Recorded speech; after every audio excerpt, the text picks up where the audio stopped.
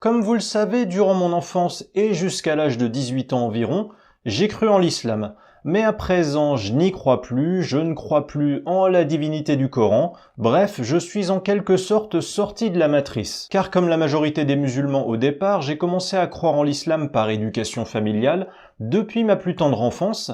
J'ai d'ailleurs été envoyé à la mosquée dès l'âge de 8 ans, mais une fois sorti de l'adolescence et devenu adulte, j'ai cessé de croire en l'islam et depuis je suis agnostique, je suis sans religion. Mais contrairement à ce que beaucoup de musulmans pourraient penser, je n'ai pas cessé de croire en l'islam du jour au lendemain à cause d'une raison irrationnelle, mais au contraire, j'ai cessé de croire en l'islam progressivement durant mon enfance sur plusieurs années après une longue réflexion personnelle. Aujourd'hui, dans cette vidéo, je vais vous proposer une longue liste que je n'aimais pas dans l'islam alors que j'étais musulman.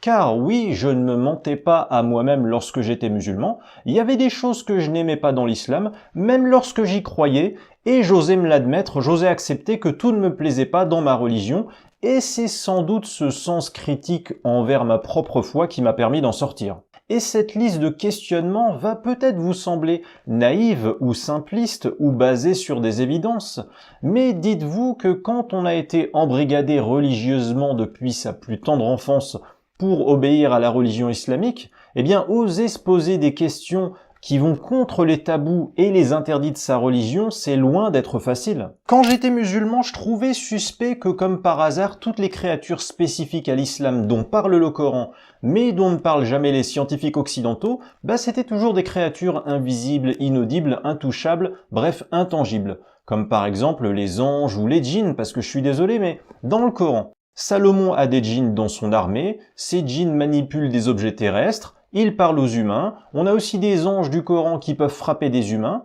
mais voilà, depuis que la photographie, la vidéotechnologie et les satellites occidentaux quadrillent toute la surface de la Terre 24 heures sur 24, bizarrement, il n'y a plus un djinn ou un ange qui sort de sa cachette pour toucher un corps ou bouger un objet, et je trouve ça bizarre. Quand j'étais musulman, j'en avais marre du concept islamique du monde de l'invisible, qui est une excuse qui permet à des musulmans de clore n'importe quelle discussion sur des créations imaginaires du Coran en disant simplement « cherche pas à comprendre, ça appartient sûrement au monde de l'invisible créé par Allah ». Quand j'étais musulman, je me demandais pourquoi Allah ne punit pas lui-même les criminels sur lesquels il veut voir appliquer des châtiments corporels, il en parle dans le Coran.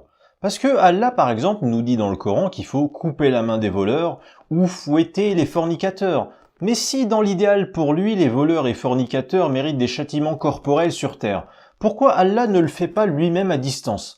Par exemple, on a un voleur au hasard dans la rue qui vole quelqu'un et hop, sa main se retrouve tranchée par magie divine en direct durant son acte du vol. Ça coûterait quel effort à Allah de faire ça? Parce que quand on y réfléchit, à la place, Allah demande aux humains, via le Coran, d'appliquer ces châtiments corporels, eux-mêmes entre eux, contre les voleurs notamment. Bref, Allah a les moyens de donner des châtiments corporels à 100% des criminels s'il le veut, qui veut voir châtier physiquement, mais il préfère à la place que les humains, n'attrapant qu'une minorité de criminels, fassent son boulot, mais du coup de façon partielle, corruptible et faillible. Quand j'étais musulman, des musulmans autour de moi disaient qu'un père de famille français de souche non musulman, athée ou chrétien par exemple, qui refuse que sa fille épouse un musulman, c'est intolérant, c'est de la discrimination.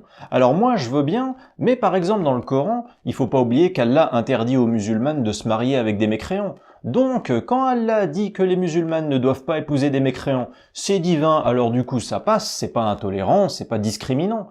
Mais quand un père de famille français de souche athée dit par exemple à sa fille « Je te préviens, tu me ramènes pas un musulman à la maison », là c'est intolérant. C'est bizarre. Quand j'étais musulman, franchement, j'en avais marre de devoir expliquer régulièrement aux musulmans autour de moi l'incompatibilité simple à comprendre entre le libre arbitre humain qui fait que chacun de nous agit selon les choix de sa conscience et la prédestination divine qui voudrait qu'Allah a écrit à l'avance toutes nos actions à notre place. Parce que si Allah a décidé à l'avance de toutes mes actions, alors par définition, je n'ai pas de libre arbitre, je n'ai pas de choix dans mes façons d'agir. C'est pas difficile à comprendre. Quand j'étais musulman, je trouvais bizarre que dans le Coran, Allah injurie, moque ou ridiculise les incroyants en les qualifiant de chiens. Parce que l'insulte en général, c'est quand même un réflexe de colère ou de frustration humaine qu'un être faible et limité a besoin de sortir, et je trouvais bizarre que le Dieu parfait et tout-puissant Allah se rabaisse à qualifier des mécréants de chiens. Quand j'étais musulman, un truc m'exaspérait. Trop de musulmans autour de moi partaient du principe que tu peux systématiquement annuler un verset violent du Coran par un verset du Coran non violent. Et pourquoi c'est pas le verset violent plutôt qui annulerait systématiquement le verset non violent? Ce systématisme, toujours dans le sens qui les arrange, c'est trop facile. Et d'ailleurs, dans le même ordre d'idées, quelque chose aussi m'agaçait, c'était des musulmans qui étaient capables de faire annuler un verset du Coran qui ne les arrange pas par un hadith qui les arrange. C'est encore pire, c'est encore plus hypocrite. Le Coran, c'est la parole d'Allah. D'où vous faites annuler la divine parole coranique d'Allah par une parole humaine de Mohammed dans un de ses hadiths? Donc quand on vous sort le verset 34 de la sourate 4 du Coran, où Allah autorise les musulmans à frapper leurs épouses désobéissantes, arrêtez de chercher à annuler ou à atténuer ce verset divin par un hadith humain. Quand j'étais musulman, le paradis islamique ne me faisait pas rêver. Voilà, on va être clair, il reflétait les fantasmes d'un bédouin moyenâgeux du désert d'Arabie. Allah décrit dans le Coran un paradis avec des ruisseaux, une eau salubre à boire, des fruits à manger, des rivières de lait ou de miel, bon faut aimer le miel déjà, des divans pour se reposer, des coins d'ombre. C'est simpliste, c'est austère si vous voulez. On dirait vraiment que le paradis coranique de toute l'humanité, de l'Arctique à l'Antarctique, ça reflétait précisément les rêves typiques d'un bédouin du désert qui souffre du soleil qui cogne, de l'eau croupie ou de la pénurie de fruits. Et excusez-moi, mais quand en comparaison, t'apprends que au paradis d'Allah, tu peux te reposer sur des coussins dans des divans à l'ombre et manger des fruits ou boire du lait ou du miel, c'est un goûter d'anniversaire pour enfants du tiers-monde dans une base de l'ONU ou c'est le paradis? Quand j'étais musulman, je me demandais pourquoi, selon Allah dans le Coran, les hommes musulmans auront droit à des houris, des vierges aux grands yeux qui les satisferont sexuellement au paradis, mais Allah n'a en revanche pas prévu d'offrir des gigolos houris pour les femmes musulmanes au paradis. Je vais parler cash pour vous donner mon explication. Je pense que l'auteur du Coran, Allah ou Mohammed, ne voulait pas avoir à dire aux hommes musulmans possessifs du Moyen-Âge que leurs épouses désireront les tromper avec des gigolos houris du sexe masculin. C'est incompatible avec le logiciel machiste de cette religion. Quand j'étais musulman, je n'ai jamais eu de mal à m'admettre à moi-même que l'islam n'était pas une religion de liberté et que l'islam ne donnait aucune liberté individuelle, en plus aux musulmans par rapport aux lois occidentales, mais que des contraintes en plus dans tous les domaines de la vie, que ce soit des interdits et tabous en plus dans l'alimentation, la musique, la vie sexuelle, pour un jeune couple obligé d'abord de se marier par exemple, même le sommeil, avec l'horaire de la première des 5 prières quotidiennes qui te coupe toute possibilité de grasse matinée. Bref, j'ai toujours constaté que l'islam, c'était que des contraintes supplémentaires dans la vie des gens. Quand j'étais musulman, j'ai compris qu'il y avait un moyen très simple dans l'islam pour les hommes de soumettre les femmes.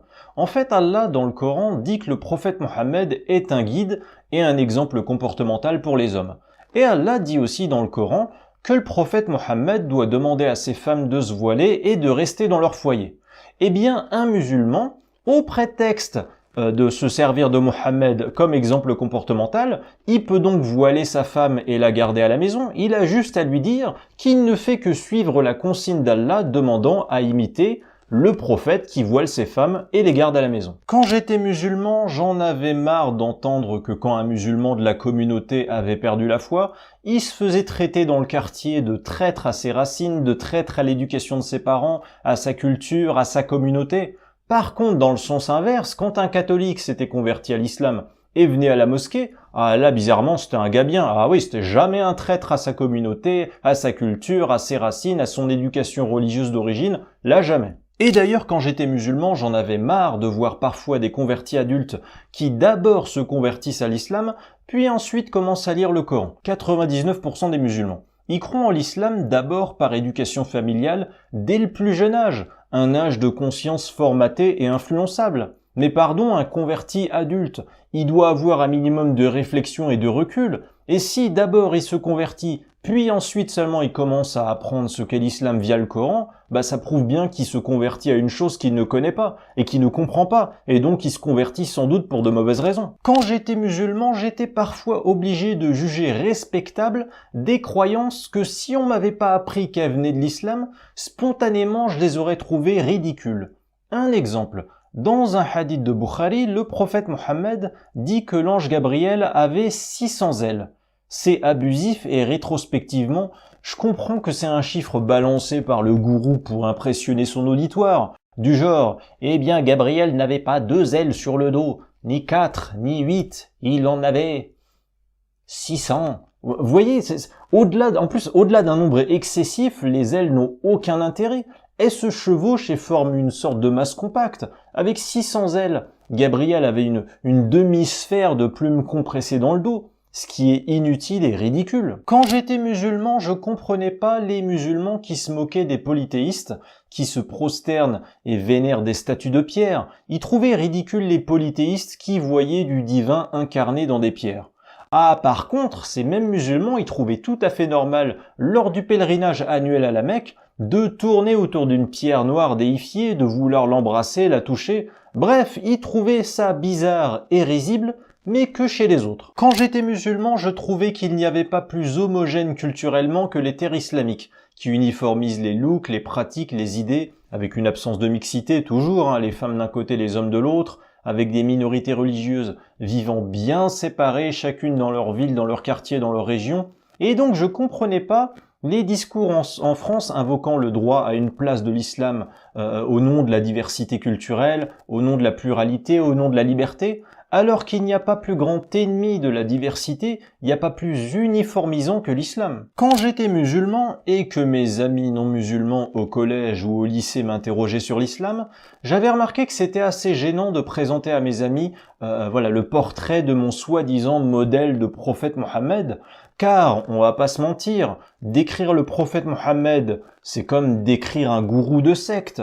Les croyants lui doivent obéissance pour toujours, par ordre divin. Mohammed pouvait piocher dans les butins de guerre une part pour lui. Il avait un harem d'une dizaine d'épouses via son rôle de prophète. La preuve, avant de devenir prophète, il avait qu'une seule épouse. Bref, pouvoir politique, argent, femme, c'était vraiment le tiercé gagnant du gourou. Alors des musulmans ont une excuse pour le harem de la dizaine d'épouses du prophète Mohammed, c'est de dire Mohammed a eu de nombreux mariages car les mariages ont permis des alliances politiques avec les communautés d'origine des épouses, et ce fut utile pour Mohammed.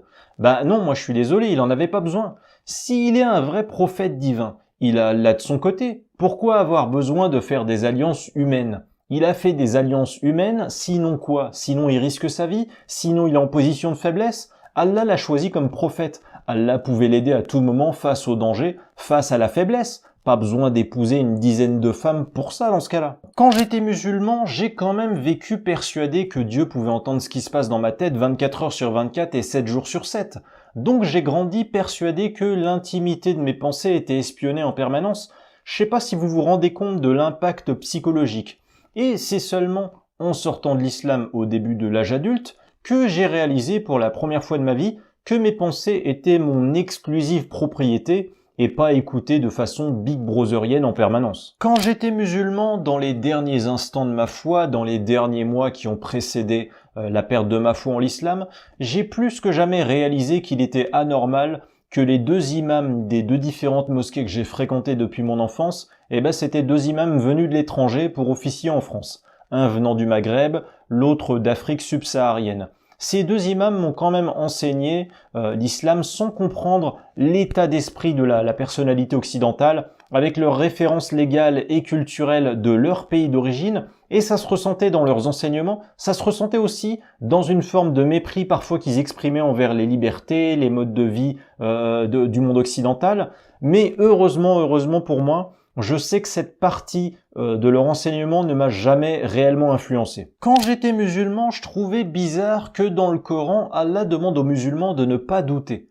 C'est suspect parce que le doute, en fait, c'est pas un état d'esprit contrôlable. C'est bizarre de demander à des gens ne doutez pas. D'autant que la culture philosophique du doute, c'était quand même valorisé dans le monde occidental et ça me plaisait bien moi en tout cas. Et d'ailleurs, ce que je n'aimais pas dans cette injonction aux adeptes de la religion islamique à ne pas douter, au-delà de l'aspect philosophique, c'est que ça faisait vraiment que j'avais l'impression que mon propre Dieu ressemblait à une sorte de gourou de secte qui t'interdit de la remettre en question. Et c'est quand même terrible de devoir s'admettre ça vis-à-vis de sa propre religion en tant que croyant. Quand j'étais musulman, j'étais parfois exaspéré par certains musulmans qui ont la capacité de ne jamais se poser de questions, jamais se méfier quand ils tombent sur un passage suspect dans le Coran. Je vous donne un exemple. Dans le Coran, Allah dit par exemple l'énumération suivante. Il dit le soleil, la lune et les étoiles soumis à son commandement. Dans cette énumération, vous voyez, Allah sépare le soleil et les étoiles. Or, le soleil, c'est une étoile. Devant ce passage, les musulmans qui ne doutent jamais de rien et ont une confiance aveugle, eh bien, ceux-là, ils se diront automatiquement, oui, Allah, c'est normal, quoi, il dissocie l'étoile solaire des autres étoiles, et il la nomme soleil du fait de son rôle particulier par rapport à la Terre. Ok, peut-être que ça a été énuméré dans ce sens-là pour souligner la spécificité du rôle du soleil par rapport à la Terre, mais j'étais pas ce genre de musulman qui donne toujours un bénéfice du doute favorable au Coran et qui passe à autre chose. Tout en croyant sincèrement en lui, je continuais néanmoins à ne pas m'interdire de me questionner sur ce que le Coran m'inspirait de plus intrigant. Quand j'étais un adolescent musulman, j'avais une attitude cohérente devant les hadiths. Je me disais, soit je prends tous les hadiths d'un même recueil, soit je prends aucun hadith d'un même recueil. Mais j'aimais pas autour de moi, je sais pas, la majorité des musulmans, ils prenaient à la carte les hadiths qui les arrangent. Je sais pas, faut essayer d'être un peu cohérent. Et si tu estimes que certains hadiths monstrueux peuvent être corrompus, alors sache que les hadiths non violents sont peut-être aussi corrompus. Avec les hadiths comme avec le Coran, je trouve que c'est trop facile de choisir juste ce qui vous arrange et de faire semblant que ceux qui vous dégoûtent n'existent pas. Et franchement, je supportais pas cette attitude hypocrite, cette double éthique devant des textes en fonction de ce qui arrange ou arrange pas la personne. Quand j'étais musulman, j'ai toujours pensé que la prière, la salette, c'était une contrainte. J'y ai jamais pris le moindre plaisir et j'y trouvais rien de spirituel. Et d'ailleurs, je me disais, Allah est quand même censé être parfait, tout-puissant et autosuffisant. Il a besoin de rien, il a besoin de rien des humains. Alors qu'est-ce que ça peut lui faire qu'on l'adule, qu'on croit en lui et donc qu'on se prosterne devant lui? Et j'ajoute que la salade, ça prend du temps, chaque jour, 5 fois par jour, entre les temps de prière, les prières surérogatoires, les ablutions, les temps de déplacement jusqu'à la mosquée. Allah aurait très bien pu dire aux humains que tout le temps direct et indirect consacré chaque jour aux prières, il doit être consacré à aider son voisin, son prochain, le nécessiteux en bas de chez lui. Ça aurait été du temps plus utile. Quand j'étais musulman, il m'est déjà arrivé de me demander pourquoi Allah tient tant que ça à l'abattage rituel halal qui consiste à égorger à vif l'animal pendant qu'il est lucide. Pourquoi Allah n'a-t-il pas proposé d'endormir les animaux de boucherie, puis de les éloigner de la vue de leurs camarades, et enfin de les abattre le plus rapidement et le moins douloureusement possible? Quand j'étais musulman, je trouvais abusé d'entendre autour de moi des musulmans qui demandent à ce que les non-musulmans respectent l'islam. Alors que dans l'islam, Allah envoie les non-musulmans en enfer, il le confirme dans le Coran. Alors pourquoi les non-musulmans doivent respecter une religion islamique qui les condamne à l'enfer éternel et les diabolise? Même moi, lorsque j'étais un ado musulman, j'étais capable de comprendre ça. Quand j'étais musulman, je trouvais les concours d'apprentissage et de récitation par cœur de l'entièreté du Coran par des enfants en bas âge absolument ridicules. C'était ni plus ni moins que des concours de perroquets qui récitent des versets religieux au kilomètre, sans spiritualité vu leur jeune âge, juste réciter un pavé entier qui leur prend 100% de l'espace de la mémoire vive de leur cerveau. Je pouvais pas dire publiquement cela devant la communauté musulmane que je trouve ça ridicule, afin de ne pas blasphémer, mais sincèrement je trouvais ça révoltant, je trouvais ça vraiment indigne. En plus c'est dur vraiment d'imaginer toutes ces heures d'apprentissage abrutissant matin, midi et soir pour les enfants en bas âge. les parents forcément les poussaient à ça, car un enfant de moins de 8 ans, moins de 10 ans, il rêve plutôt de se divertir paisiblement, de s'amuser, et pas d'apprendre par cœur un livre entier comme le Coran, ce qui prend des années en plus. Quand j'étais un adolescent musulman, je trouvais vraiment ça bizarre des musulmans qui écrivent des livres ou des textes de blog de 200 lignes pour expliquer comment via un jeu de pistes de métaphores qui implique 57 versets différents, Allah dans le Coran incite à respecter les femmes et leur liberté. Moi, je trouvais ça navrant parce que j'osais m'admettre, voilà, qu'Allah avait juste à dire une fois dans le Coran ce que pourtant il n'avait jamais dit, une phrase toute simple et rapide à dire, très claire à dire. Il aurait pris 4 secondes pour envoyer le verset simple suivant. Les hommes et les femmes ont les mêmes droits et les mêmes libertés. Voilà, il avait juste à dire ça. C'était pas compliqué. Et pourtant, il a jamais dit ça dans le Coran. Et du coup, moi, ça me contrariait, voilà, comme adolescent. Je me disais, c'est vraiment dommage que mon livre sacré, finalement, soit un long message codé nécessitant de croiser, il paraît, plein de textes métaphoriques complexes, alors que ça aurait pu être plus simple et plus direct pour mettre tout le monde d'accord et éviter tous ces malentendus et polémiques que l'islam traînait dans son sillage. Quand j'étais musulman, j'avais du mal à accorder les statistiques sociologiques modernes avec l'idée de destin. Parce que déjà, j'acceptais pas cette croyance d'un destin décidé à l'avance pour chaque individu, avec Allah qui, à la naissance d'un enfant, a déjà tout décidé de sa vie, ses actions et même la date de sa mort. Ce dont Mohammed d'ailleurs atteste lui-même dans ses hadiths, en disant par exemple que durant sa conception dans l'utérus de sa mère, Allah inscrit déjà la totalité des actions d'un humain, de sa naissance jusqu'à sa mort. Alors qu'on peut clairement prouver avec les statistiques modernes que l'espérance de vie dans le monde elle est plus importante dans les pays occidentaux non islamiques où il y a plus de médecine et de technologies développées et moins de mortalité infantile et surtout moins d'islam. Donc est-ce que ça veut dire qu'Allah qui choisit l'espérance de vie des gens dès l'instant où ils sont dans l'utérus de leur mère, est-ce qu'il préfère les pays non musulmans aux pays musulmans? Qu'Allah préfère avantager les gens des pays riches aux gens des pays pauvres? Qu'Allah préfère avantager les bébés des mécréants par rapport aux bébés des musulmans du monde musulman vis-à-vis de la mortalité infantile. Quand j'étais musulman, je trouvais suspect qu'aucun musulman, dans une discussion en tête-à-tête, n'ose me dire qu'il y a une loi ou un interdit ou une obligation dans le Coran qui lui déplaît. Voilà, comme par hasard. Comme par hasard, si c'est Allah qui leur ordonne de faire quelque chose, alors tous y trouvent ça formidable. Pourquoi je vous dis ça? Je vous dis ça parce que bizarrement, tous ces musulmans aux goûts divers et variés, comme tous les humains, j'ai l'impression que si tu leur demandes à tous « Qu'est-ce qui te déplaît dans le Coran ?», la réponse va être unanime, surtout en public, rien. Voilà, le côté tout suiviste. Si Allah m'oblige à faire une chose, alors devant les autres, je dois dire que j'aime bien cette chose, je supportais pas. Même moi quand j'étais musulman, j'osais m'admettre par exemple que le ramadan, j'aimais pas ça. Voilà, je le faisais ça par obligation et pas par plaisir. Voilà, je le faisais par obligation parce que Allah le voulait. Point. Quand j'étais musulman, je trouvais suspect que les musulmans qui dénoncent les erreurs de traduction dans le Coran, ils dénoncent toujours des traductions de certains versets et pas d'autres.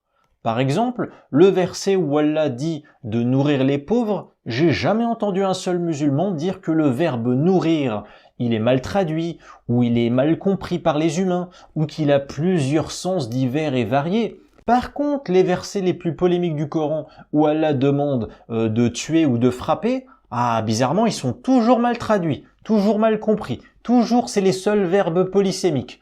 En fait, c'est que les passages violents du Coran qui contredisent les lois occidentales, qui sont mal traduits si vous voulez. Quand j'étais un enfant musulman, j'en ai eu marre quand j'ai compris à force avec les années qu'en fait le principe de la religion musulmane, c'est des humains qui ont besoin d'expliquer les propos de Dieu. Voilà, c'est des humains qui ont besoin d'expliquer avec 10 ou 100 fois plus de phrases que le contenu du Coran, le sens du Coran. Mais c'est quoi cette religion et ce livre sacré où Dieu s'explique pas assez clairement et qui nécessite que des êtres humains inférieurs intellectuellement normalement, complètent tous les imprécisions de l'auteur du Coran, censé leur être très supérieur intellectuellement. Quand j'étais musulman, je ne comprenais pas pourquoi les hadiths contiennent des commandements, des consignes religieuses qui ne sont pas dans le Coran. Je vous donne un exemple.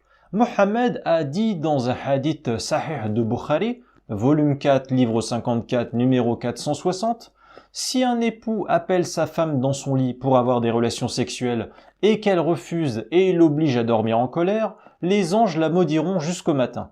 Mais qui lui a communiqué cette information à Mohammed? Soit c'est Allah qui lui a transmis via Gabriel ce message, mais dans ce cas-là, ce hadith devrait faire partie du Coran, car après tout le Coran, n'est-ce pas les informations religieuses qu'Allah a transmises à Mohammed?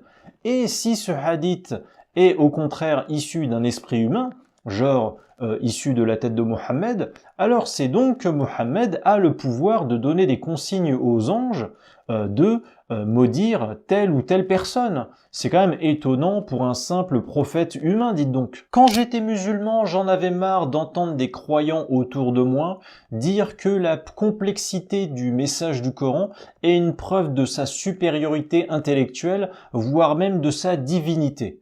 Parce que je suis désolé, mais un message peut être compliqué à comprendre, car il est hyper pointu dans un domaine scientifique par exemple, mais il peut aussi être compliqué à comprendre, car il est un récit super mal expliqué. Et ça, faut oser se l'admettre. Et voilà, parce que je suis désolé, mais pourquoi la complexité serait plus divine que la clarté et la simplicité après tout? Quand j'étais musulman, j'en avais marre d'entendre certains musulmans qui, quand ils entendent une critique sur l'islam ou le Coran, ils répondent « mais c'est comme ça dans les autres religions ». Moi, ça m'est jamais venu à l'idée un argument aussi stupide. Parce que déjà, dire qu'un problème ou un danger dans l'islam existe ailleurs, déjà ça veut dire que tu confirmes que le problème ou le danger, il existe dans l'islam. Et en quoi dire c'est pareil ailleurs, ça va annuler le souci pointé du doigt dans ta religion? Faut réfléchir un peu. Quand j'étais musulman, je me disais que le verbe frapper du verset 34 de la sourate 4 du Coran, qui est le verbe le plus diffusé dans les Corans vendus à travers le monde, ça veut dire que si jamais c'est une erreur ou une malveillance humaine, donc des humains diffusent de faux Corans majoritaires et modifient majoritairement la parole de Dieu, et Allah ne s'y oppose pas finalement. C'est bizarre. Quand j'étais musulman, j'osais m'admettre que c'était dangereux le pouvoir d'un pèlerinage à la Mecque d'effacer tous les péchés d'un musulman depuis sa naissance. Parce que le prophète Mohammed a confirmé dans un hadith sahih cette croyance très dangereuse qui signifierait donc qu'un croyant peut voler, violenter des gens 40 ans de suite s'il le veut, et il fait un pèlerinage de quelques jours à la Mecque, aussi sincère soit-il dans sa démarche de repentance, et hop, tous ses péchés sont effacés. Est-ce que vous trouvez ce système judiciaire juste moralement? T'as juste à passer quelques jours en Arabie, tourner autour d'une pierre noire, et hop, même si t'as violé et décapité des centaines d'innocents 20 ans de suite, tous ces crimes lourds sont instantanément effacés par Dieu. Aucun système judiciaire au monde n'efface les péchés ainsi en quelques jours. Quand j'étais musulman, je ne comprenais pas cette légende islamique de l'incréation du Coran qui plaisait à tant de musulmans qui se disaient qu'avant la création de la terre et des humains, Allah aurait déjà écrit tout le contenu du Coran. Car ça voudrait dire par exemple que, alors que des humains n'existaient même pas, Allah écrivait déjà dans le Coran des lois, puis il expliquait des circonstances problématiques et des contextes qui l'obligent à abroger ces lois et à les remplacer par de meilleures. Je vous donne un exemple, dans la sourate 8, versets 65 et 66, Allah dit « Ô prophète, incite les croyants au combat. S'il se trouve parmi vous 20 endurants, ils vaincront 200. Et s'il s'en trouve 100, ils vaincront 1000 mécréants. Car ce sont vraiment des gens qui ne comprennent pas. Maintenant Allah a allégé votre tâche, sachant qu'il y a de la faiblesse en vous. S'il y a 100 endurants parmi vous, ils vaincront 200. Et s'il y a 1000, ils vaincront 2000, par la grâce d'Allah, et Allah est avec les endurants.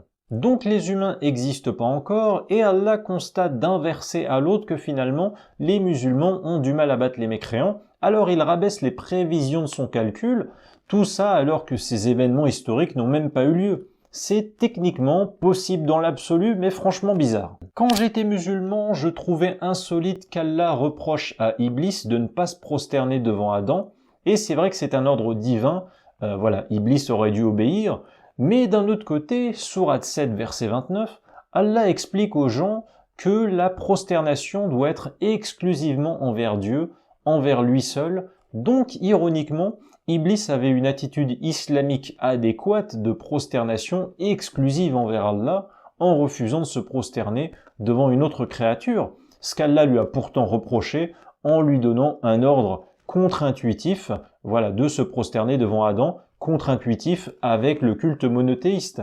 Mais encore une fois, c'est un ordre divin, Iblis aurait dû obéir.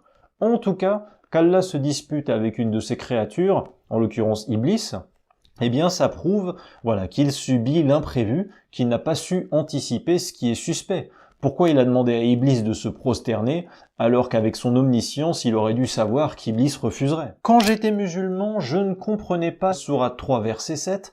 Allah a dit qu'il a envoyé dans le Coran des versets dont personne d'autre que lui ne peut comprendre la signification, voilà, à part Allah.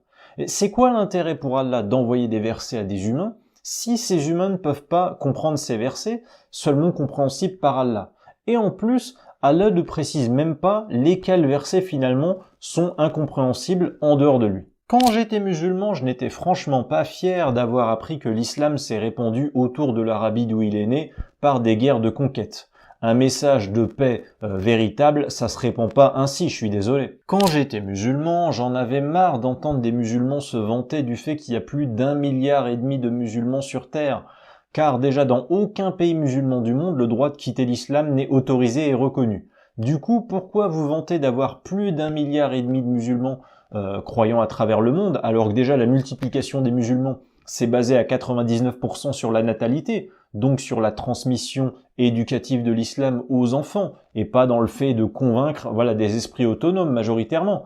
Et en plus que dans les pays musulmans, ça va au mieux, entre guillemets, de la mort sociale à au pire, une peine de mort réelle, voilà, biologique de quitter l'islam. Dans les pays modernes du monde, les gens qui pratiquent pas de religion, comme dans les pays occidentaux, ils sont de plus en plus nombreux et libres. Alors comment vous savez que les populations des pays musulmans restent dans l'islam par croyance plus que par peur de la diabolisation sociale, politique et pénale? Quand j'étais musulman, je trouvais suspect qu'on n'entende jamais de femme musulmane dire que l'islam la rend libre ou qu'elle a besoin d'islam pour être libre, mais dans le monde musulman. Voilà, les seules musulmanes qu'on entend vanter l'islam, qui selon elles les rend libres ou garantit leur liberté, ce sont des musulmanes qui, bizarrement, vivent dans des pays occidentaux non musulmans. Bah désolé, mais c'est un peu facile de trouver que l'islam te défend en tant que femme quand tu vis dans un pays mécréant qui n'applique pas les lois du Coran. Quand j'étais musulman, je me suis déjà demandé qu'est-ce que l'islam a apporté de bien au monde. Vraiment, citez-moi une chose. Me parlez pas du respect, de la famille, de nourrir les pauvres. Ça, c'est pas l'apanage des religions. Mais sérieusement, qu'est-ce que l'islam a apporté de bien au monde? J'ai jamais su répondre à cette question simplement et clairement. Quand j'étais musulman, je trouvais vraiment suspect d'entendre des musulmans plus se vanter de ce que l'islam a été par le passé, d'un âge d'or de l'islam dans le passé, que de vanter ce que l'islam fait actuellement dans le monde au présent. Et quand tu fanfaronnes plus sur ce que ta religion a fait dans le passé que sur ce qu'elle ne fait à présent dans le monde, mais ça revient quand même à avouer que l'islam maintenant est inutile ou problématique. Quand j'étais musulman, je comprenais pas ces musulmans qui, pour vanter le Coran, parlaient des Arabes, des mathématiques et de la médecine. Dans le Coran, il n'y a pas une seule solution médicale, il n'y a pas de formule mathématique, et c'est stupide de parler des Arabes pour valoriser le Coran. Le texte du Coran, il est censé avoir pour auteur Dieu lui-même, je vous rappelle, et pas des humains arabes. Quand j'étais musulman, c'était difficile d'approuver que la foi en Allah est motivée par une forme de chantage à la violence de l'enfer qu'Allah promet contre ceux qui sont en dehors de l'islam. Parce que, sincèrement, les musulmans, est-ce que vous êtes fiers de propos coraniques d'Allah qui dit avoir envoyé, je cite, des menaces afin qu'ils deviennent pieux? Donc Allah envoie des menaces à des gens pour que ces gens deviennent pieux. C'est une religion ou c'est une secte sérieusement? Du coup, à la lumière de ce constat, je trouvais ça d'autant plus navrant et ridicule des croyants qui me parlaient d'amour envers Allah ou d'aimer Allah. L'amour, c'est libre et pas sous la menace du chantage à la violence si tu refuses d'aimer ou de croire. Quand j'étais musulman, je n'aimais pas l'expression islam modéré. Si tu dois modérer l'islam, ça veut dire qu'il y a un problème avec l'islam. Ça veut dire que tu dois pas tout prendre dans l'islam.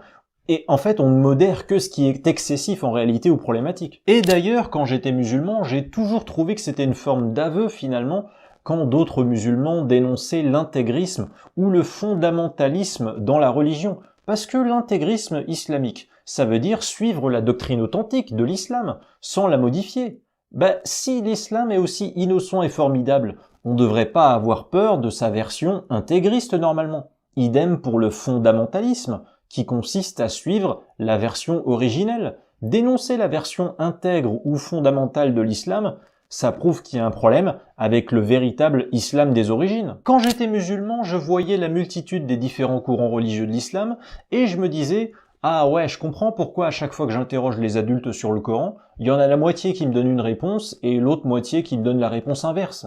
L'islam est incapable de fédérer les musulmans autour de son sens.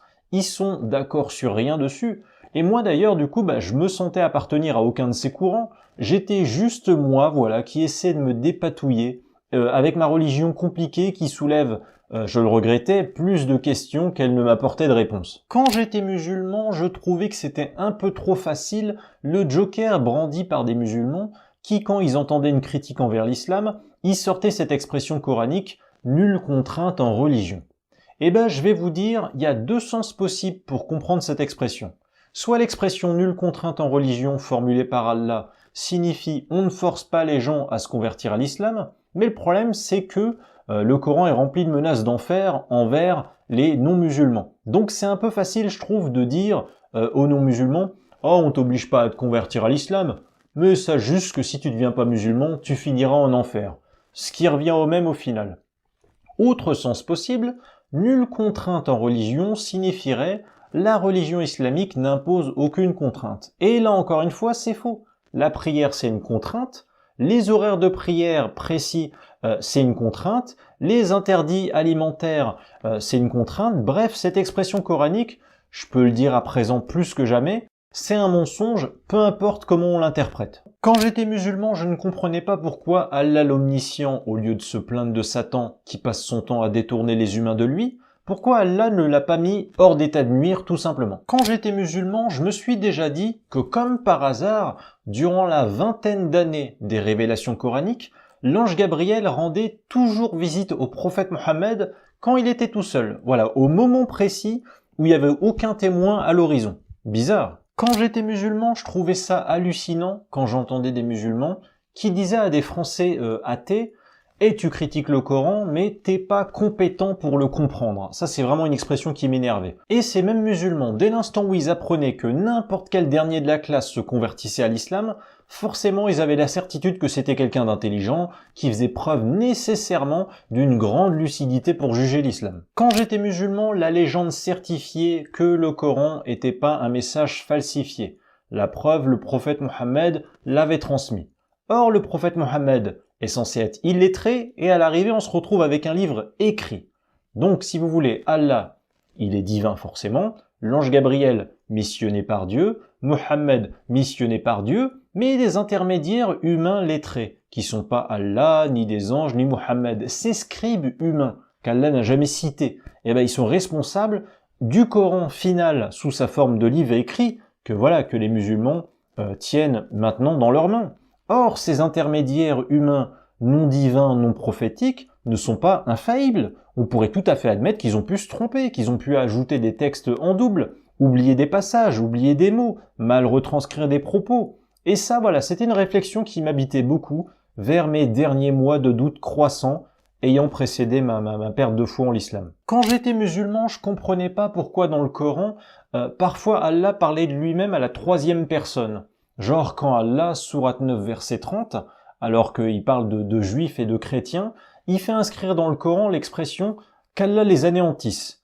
Pourquoi Allah parle de lui-même à la troisième personne du singulier à ce moment-là? Qui parle ici d'ailleurs? Est-ce que c'est Allah qui se souhaite à lui-même, à la troisième personne, de les anéantir? Ou bien c'est le prophète Mohammed, alors que pourtant le Coran ne devrait retranscrire que des propos d'Allah? Et donc pas une erreur, pas une phrase humaine de Mohammed qui finalement se retrouve dans le Coran. Et d'ailleurs, qui est l'auteur de cet autre propos du verset 1 de la sourate 111, que périssent les deux mains d'Abu Lahab et que lui-même périsse. Est-ce Mohammed? Mais encore une fois, je croyais que le Coran était une œuvre incréée ayant pour auteur Allah. Ou bien cette phrase est une phrase d'Allah, mais pourquoi Allah se souhaite à lui-même qu'Abu Lahab périsse? T'es censé être Dieu Tout-Puissant, fais périr Abu Lahab instantanément d'un claquement de doigts et basta. Qu'est-ce que ce souhait vient faire dans le Coran? Allah ne devrait rien souhaiter, il ne devrait rien se souhaiter à lui-même, il est tout puissant. S'il veut qu'une chose advienne, hop, elle advient normalement. J'en profite pour enfoncer une dernière fois la sourate 111. Je vous jure que quand j'étais musulman, devant cette sourate, je me disais, mais à quoi sert ce message? C'est une petite annonce calomnieuse ou quoi? Qu'est-ce que le contenu de cette sourate est censé apporter comme guidée à l'humanité? Quand j'étais musulman, j'étais un peu mal à l'aise en me disant qu'Allah dans le Coran ne cite jamais une chose dont Mohammed ignorait l'existence. Allah n'a jamais cité dans le Coran les continents américains, arctiques, antarctiques, ça tombe bien, Mohammed en ignorait l'existence. Idem pour les dinosaures, idem pour des animaux lointains du champ de connaissance de Mohammed, direct ou indirect. Idem pour les religions citées dans le Coran finalement. Que des religions dans le champ de connaissance de l'ère géographique de Mohammed, genre zoroastrisme, judaïsme, christianisme. Quand j'étais musulman, j'ai un jour réalisé que le vrai danger qui radicalise des croyants, c'est pas nécessairement des versets coraniques directement violents, du style sourate 9 verset 29, quand Allah dit « combattez ceux qui ne croient ni en lui ni en le jour dernier », mais des futurs musulmans radicalisés pouvant devenir djihadistes, ça peut peut-être venir aussi d'autres versets coraniques qui passent inaperçus chez le grand public au premier abord. Des versets comme par exemple le verset 85 de la sourate 2 du Coran, où Allah dit « Croyez-vous donc en une partie du livre et rejetez-vous le reste ? Ceux d'entre vous qui agissent de la sorte ne méritent que l'ignominie dans cette vie, et au jour de la résurrection, ils seront refoulés au plus dur châtiment. » C'est pas un châtiment, c'est genre le plus dur, imaginez vraiment. Et donc une fois qu'un musulman est sensibilisé à ce verset, qui lui fait comprendre que ne prendre qu'une partie du livre et rejeter le reste, c'est s'exposer au plus dur châtiment divin, alors il va avoir peur de rejeter le moindre verset du Coran, et donc il essaiera d'appliquer tous les versets du Coran, et ça va inclure le verset 29 de la sourate 9 du Coran, si un jour il tombe dessus. Voilà. En tout cas, c'est ce genre de consigne totalitaire et absolutiste dans le Coran que je craignais quand j'étais musulman. Quand j'étais musulman, je me demandais pourquoi Allah avait un trône. Pourquoi le Coran disait qu'Allah avait un trône, qu'il était assis sur son trône? Donc Allah a besoin de s'asseoir? Allah a-t-il un derrière pour s'asseoir? A-t-il une forme plus ou moins anthropomorphique pour s'asseoir sur le trône ou se mettre debout sur ce trône? Quand j'étais musulman, les musulmans qui disent « les terroristes, c'est pas des vrais musulmans », pour moi, c'était des musulmans en fait qui partent du principe que tout musulman est forcément quelqu'un de bien, d'impeccable. Voilà, un musulman forcément ne pourrait jamais faire de mal, ce serait jamais une personne qui va se radicaliser, ce sera jamais une personne violente. Voilà, ils se prenaient presque pour Dieu à s'octroyer le pouvoir à distance d'annuler la foi islamique de n'importe quel musulman sur terre. Quoi ? Tel musulman a fait le djihad, eh ben je sais à sa propre place qu'il ne croit pas en Allah, même s'il a dit qu'il y croyait. Il y croit pas, je sais mieux que lui ce qui se passe dans sa tête. Vous voyez le genre de délire, quoi. Quand j'étais musulman, je trouvais bizarre les musulmans qui prétendent que seuls les savants peuvent comprendre le Coran. Ce qui signifie donc que, voilà, le Coran est un livre dont le sens n'est pas démocratisé, mais fait pour être compris seulement par une élite intellectuelle minoritaire. Donc Allah n'aurait pas envoyé le Coran pour être compris directement par le plus grand nombre des croyants, mais juste pour la compréhension d'un nombre limité de savants, ce qui est bizarre pour une religion universelle. En plus, au temps du prophète Mohammed, il y avait quand même majoritairement plus des bédouins du désert, voilà, et pas de littéraires en hautes études d'analyse de textes comparés. Donc pourquoi y envoyer un Coran qui serait fait pour être compris que par des bac+7 en philosophie ou en littérature? Et enfin, quand j'étais musulman, ce qui m'agaçait le plus, c'était le fétichisme numérologique, voilà, qui n'avait aucune explication rationnelle, ni dans les textes sacrés, ni par les musulmans adultes, qui riaient quand je les interrogeais dessus en me disant que je posais des questions stupides. Je vous donne un exemple. Pendant le pèlerinage à la Mecque, chaque année, il faut faire le tawaf, tourner 7 fois autour de la Kaaba, dans le sens inverse des aiguilles d'une montre.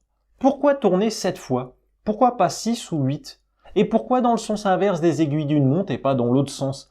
J'ai passé toute ma jeunesse à poser ce genre de questions à des musulmans qui me disaient « parce que c'est comme ça, parce qu'Allah on a décidé ainsi, on n'a pas à discuter ». Un autre exemple, c'est toujours dans le pèlerinage à la Mecque. Les stèles à lapider à Mina. Il faut ramasser 7 cailloux et leur jeter 7 cailloux.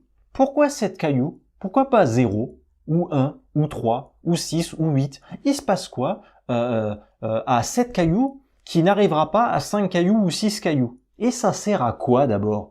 Est-ce que vous n'avez pas l'impression de reproduire depuis des siècles, comme tant d'autres avant, un rituel superstitieux basé sur un fétichisme numérologique? Je posais ces questions quand j'étais ado, et les adultes autour de moi avaient tous la même réponse. Il faut obéir à Dieu sans chercher à comprendre si ces commandements, genre tu peux pas les comprendre. Mais finalement, c'est parce que j'aimais pas, moi, j'ai jamais aimé obéir à des ordres dont je comprends pas le sens, que je savais que j'étais destiné tôt ou tard dans ma vie à quitter l'islam, même si c'était peut-être dans mon inconscient. L'islam, c'est un puits sans fond à commandements, à incantations, à chorégraphie et à fétichisme numérologique qui n'ont aucune explication rationnelle. Juste t'es obligé de les faire, sinon il y a le chantage à l'enfer. Et ça, je l'ai pas accepté. Comme vous l'avez compris, cette religion islamique censée être véridique, mais qui soulève en réalité plus de questions qu'elle n'apporte de réponses, qui t'apporte plus de problèmes dans la vie que de solutions, c'était pas fait pour moi, voilà, mais j'ai été endoctriné depuis l'enfance, il m'a fallu toute une enfance de réflexion petit à petit jusqu'à l'âge adulte pour m'en rendre compte. Je prétends pas que la totalité des questions que j'ai soulevées dans cette longue vidéo sont des questions toujours pertinentes, mais je voulais un peu vous raconter, voilà, d'une manière originale, tous les doutes qui sont passés dans la tête de l'adolescent musulman que j'étais et qui ont fini avec l'accumulation par me faire perdre la foi en l'islam. J'espère que cette vidéo qui aura nécessité plusieurs semaines de travail à réunir des souvenirs, à les lister, à les résumer, à les organiser, vous aura apporté de l'inspiration, peut-être des moments de rire ou de surprise, peut-être que certains musulmans qui ne m'apprécient pas, qui n'apprécient pas que je critique leur religion, ils peuvent se reconnaître dans certains des constats que j'ai posés dans cette vidéo aujourd'hui. En tout cas, si vous avez apprécié cette vidéo, je vous invite à vous abonner à ma chaîne YouTube si c'est pas déjà fait. Si ma façon de raconter mes idées vous plaît, sachez que en lien sous la vidéo, il y a mes livres que vous pouvez trouver sur Amazon. Comme d'habitude, je remercie les donateurs qui m'aident via la plateforme de dons participatifs Tipeee dont le lien est en description. Des donateurs ne représentent que 0,001% de mes abonnés, mais leurs dons importants m'aident pour mon travail, ma sécurité. Cet été, j'ai pas pris une minute de vacances, je bosse sur un énorme projet qui verra le jour dans les prochaines semaines. Je vous en dis plus très bientôt. Rendez-vous à la prochaine vidéo les amis. Ciao.